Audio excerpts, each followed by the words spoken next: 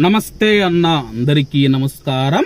తాము ఉంటూ ఉన్న తాము పుట్టిన దేశాలలో పనులు లేకపోవడమో లేకపోతే తాము కష్టపడుతూ ఉన్నా సరే జీతాలు సరిగా లేకపోవడంతో చాలా మంది విదేశాలకు పయనమవుతూ ఉన్నారు. అలాగే విదేశాలకు పయనమంటే ముఖ్యంగా గల్ఫ్ దేశాలకు వస్తూ ఉన్నారు.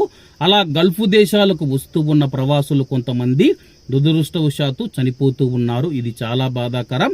ముఖ్యంగా భవన నిర్మాణ రంగంలో పనిచేస్తూ ఉన్న ప్రవాసులు ఎవరైతే ఉన్నారో చాలా జాగ్రత్తగా మీరు పనిచేయాల్సి ఉంటుందన్నా. తాజాగా కువైట్ లో మనం చూసుకుంటే నిర్మాణంలో ఉన్న ఒక గోడ కూలిపోవడంతో 2 ప్రవాసులు మరణించారు. ఒకరికి 36 సంవత్సరాలు, మరొకరికి 39 సంవత్సరాలు ఉంటాయని చెప్పేసి స్థానిక మీడియా తెలిపింది. అలాగే ఒక 2 ప్రవాసులు ఏ దేశానికి సంబంధించిన వారని చెప్పేసి పోలీసులు స్థానిక మీడియాకు తెలపలేదు.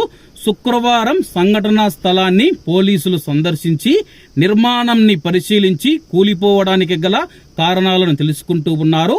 కొత్తగా కట్టిన గోడ ఏదైతే ఉందో అది ఎందుకు కూలిపోయింది, దానికి గల కారణాలను తెలుసుకుంటూ ఉన్నారు.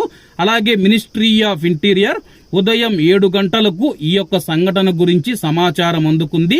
సమాచారం అందుకున్న వెంటనే సంఘటనా స్థలానికి పోలీసులు చేరుకొని గోడ కింద శిథిలాలు ఏవైతే ఉన్నాయో అవి తొలగించిన తర్వాత ఆ యొక్క నిర్మాణంలో ఉన్న గోడకి 2 ప్రవాసులు మరణించారని చెప్పి పోలీసులు తెలిపారు. అలాగే ఇది ఏ యొక్క ఏరియాలో జరిగిందని కూడా పోలీసులు స్థానిక మీడియాకైతే క్లారిటీ ఇవ్వలేదు. మరి ఎందుకు స్థానిక మీడియాకు తెలపలేదో మనకు కూడా సమాచారం రాలేదన్నా. కాబట్టి బయట భవన నిర్మాణ రంగంలో తాపీ మేస్త్రి బేల్దారి పని చేస్తూ ఉన్న మన భారతీయులందరూ చాలా జాగ్రత్తగా ఉండాలని కోరుకుంటూ అందరూ బాగుండాలి, అందులో మనం ఉండాలి. అందరికీ నమస్తే అన్న. జై హింద్.